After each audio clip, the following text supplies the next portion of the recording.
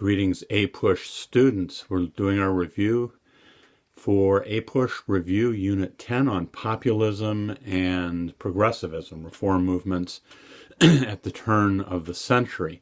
Looking at the review sheet from top to bottom, who were the populists? The populists were a reform party supported mostly by rural Americans, mostly by farmers.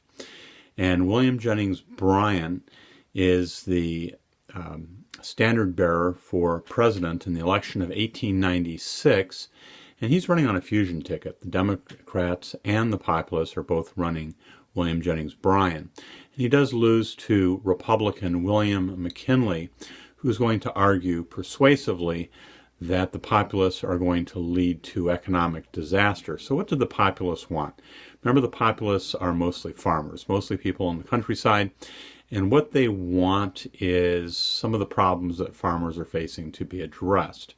And they're accusing the railroads of gouging them with high freight rates. They're accusing monopolies of charging them high prices for manufactured goods. And they're accusing banks of charging high interest rates. And there's a shortage of money. There's a shortage of money in circulation. And the goal of the populists is to drive down interest rates by having the government circulate silver along with gold, actually to increase the amount of silver along with gold. So the farmers want inflation.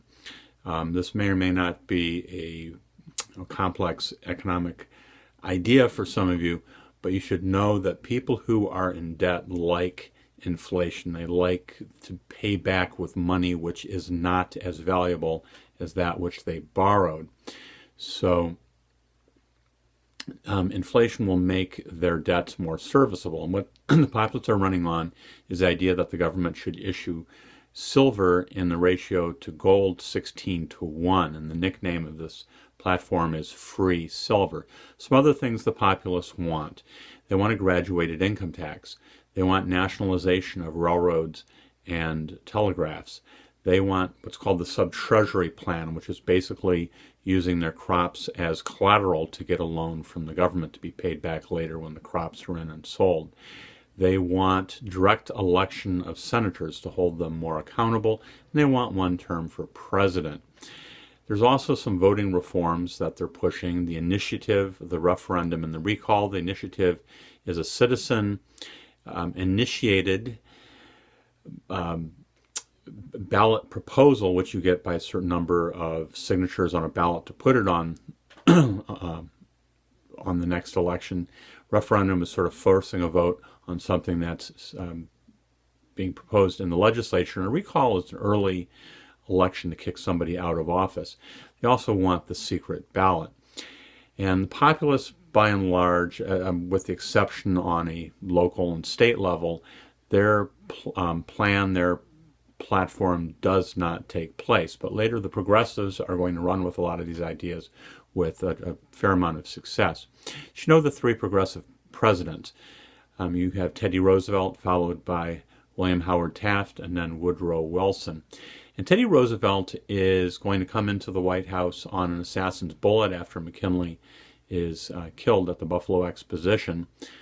And Roosevelt is going to be famous for his trust busting. He's going to blow the dust off the 1890 Sherman Antitrust Act, which previously had been used mostly against unions.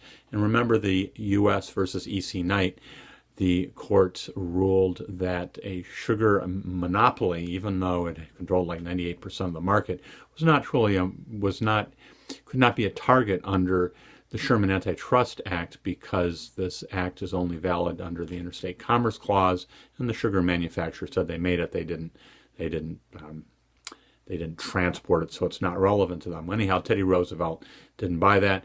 He's going to use the Sherman Antitrust Act to bust up Standard Oil, taking John D. Rockefeller down a few pegs.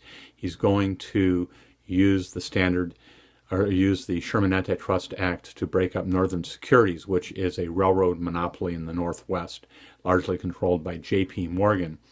And Roosevelt, it's important to know that Roosevelt is, in a sense, not a purist here. He believes that big business, big corporations are here to stay. It's part of the new fabric of modern America, and many of these corporations are beneficial and they're inevitable. But his belief is as long as they're not abusive, as long as they're not exploitive, they they should. It's good that they exist. And there's an idea that he has that that bad trusts will be broken up, good ones not. It's very subjective. Later on, Woodrow Wilson is going to argue that all trusts are bad. All trusts should be broken up. And some progressive laws you should know under Roosevelt. You have the Elkins Act, which will ban the railway rebates that Rockefeller took advantage of to destroy his competition. You have the Hepburn Act, which is going to allow the ICC, the Interstate Commerce Commission, to regulate railroad rates. You have the Keaton-Owing Act, which is going to ban child labor. By the time we get to Woodrow Wilson, you're going to have 4 progressive amendments. Notice how some of these are very similar to what the Populists wanted. The 16th Amendment is going to allow an income tax. 17th Amendment is going to have direct election of senators, holding them more accountable. The 18th Amendment is an amendment banning the manufacture, sale, and transport of intoxicating beverages. And that's more commonly known as prohibition. And this is seen as progressive in the sense that it's moral progress, stopping the sale of booze, which is bad for families and children, and men gambling away their money or drinking it away and coming back beating their families. Just kind of this teetotaling Christian view at this time period that this is something that would be a benefit to the country to get rid of alcohol. And then the 19th Amendment, which is going to give women the right to vote. And in the 1912 election, you have 4 candidates that are all progressives in the sense that they're all reform candidates. You have Woodrow Wilson, who will win. He's running as a progressive governor of New Jersey, and Wilson's promising to take on the banks, to take on the monopolies, and to take on the tariff. And when he comes into office, Wilson in the Underwood tariff is going to slash the tariff, which raises the price of goods for the consumer. He's going to pass the Clayton Antitrust Act, which is going to be a real strict anti-monopoly law, and it's going to exempt labor unions from being targets. And he's going to pass the Federal Reserve Act, which is going to set up a central bank for the first time really since Andrew Jackson. And so Wilson will win this election because the Republicans split. Taft will run for re-election. He's elected in 1908. He's the in-between president between Roosevelt and Wilson. And Taft is considered by Teddy to be insufficiently environmentally active. For example, basically, Taft is going to allow for some mining and drilling and lumbering on government lands. And this is going to outrage Teddy, and he's going to come back and run against Taft. So Taft is the Republican. Teddy is a renegade Republican. He's going to run under a progressive banner, and the nickname is, ask him how he feels. He's an older guy coming back from his expedition, big game hunting in Africa, and he says he feels like a bull moose. So you'll also hear this called the Bull Moose Party. And Teddy will get more votes than Taft, but the Republican vote split, throwing the election to Wilson. And the fourth contender is the socialist Eugene Victor Debs, who is going to get almost 1 million votes in this election. And socialism in America, you should be familiar with Karl Marx and the idea. He argues that capitalism is this system which has monopolized the means of production and at the expense of the proletariat, at the expense of the factory worker. And the goal of Marxism and socialism is to end private ownership of the means of production. Think factories, think farms, think mines, think railroads. And you have the IWW, which is a socialist labor union, and Eugene Victor Debs is running on an anti-capitalist ticket in 1912.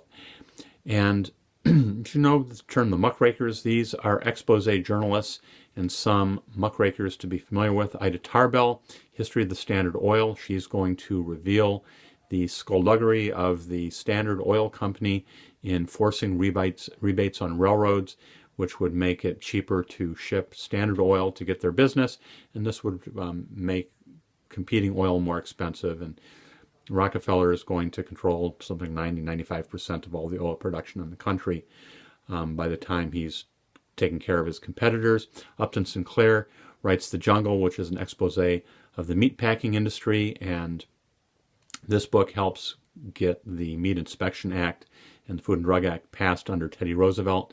Frank Norris writes The Octopus, which is a story of railroads gouging high freight rates from farmers who are basically at their mercy. Jacob Riis is going to write How the Other Half Lives. This is a photojournalism book showing the suffering in the slums. Lincoln Steffens writes The Shame of the Cities, and he's writing about these machine governments where the boss is being supported by these immigrant communities, and the boss, because he's pretty much got a lock on things, is going to be charging for infrastructure projects, sidewalks and roads and sewers and bridges and things, kickbacks, graft, bribes. You've got David Graham Phillips, The Treason of the Senate, arguing that the Senate's been bought off, and one of the things that will push the 17th Amendment, which has direct accountability, direct election, is going to replace the indirect. And when the Constitution is written, the Senate is chosen by the state legislatures. And Ida Wells, she is going to write, she's a black feminist, activist, who's going to write against lynching, and two of her books are Southern Horrors and The Red Record. You should know also Margaret Sanger. She is a proponent of birth control. She's one of the people that founds Planned Parenthood. You should know Woodrow Wilson for all his progressive bona fides, and we'll cover Woodrow Wilson, who's the president that leads us during World War I. Woodrow Wilson is a pretty hardcore racist. He's a segregationist. He's going to take previously unsegregated offices in federal buildings in Washington, D.C., and he's going to segregate them, and any black employees that complain are to be fired. When he was president of Princeton, the only university in the North that just took no black students is Princeton. When he was the president, we know that Woodrow Wilson, yes, he is a Southerner, he's a Virginian. Teddy Roosevelt, in the environment, Teddy Roosevelt is going to put aside lands for national parks and monuments and forests.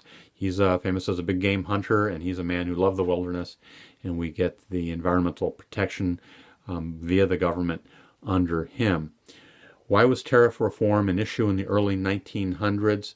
Well, remember, the government is going to be getting most of its tax money by way of the tariff. There isn't an income tax. So to lower the tariff, you need some replacement. And the idea here is to tax the wealthy.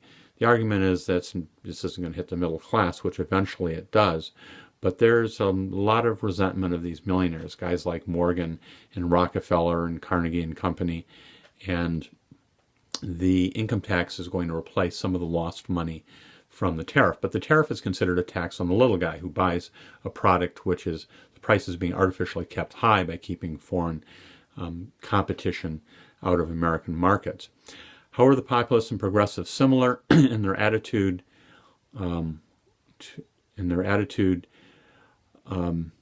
towards banks? Well, you should know the populists, they want more money in circulation. They say the banks are gouging them. The banks are manipulating interest rates high so that loans, which farmers, they take out loans before the crop is in. They depend on a line of credit. They want limits on the banks. And the progressives are going to pull this off with the Federal Reserve Act under Woodrow Wilson. The banks are going to, and it's kind of complex how this all works, but they're going to require a reserve to be loosened when the economy is hurting to sort of get money going through the economy, and they're going to pull money out of the economy when there's inflation.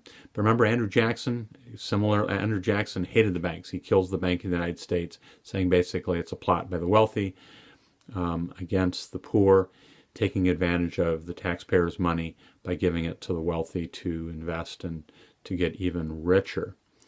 So there's your drive-by, your short version of what we've been going over. Good luck.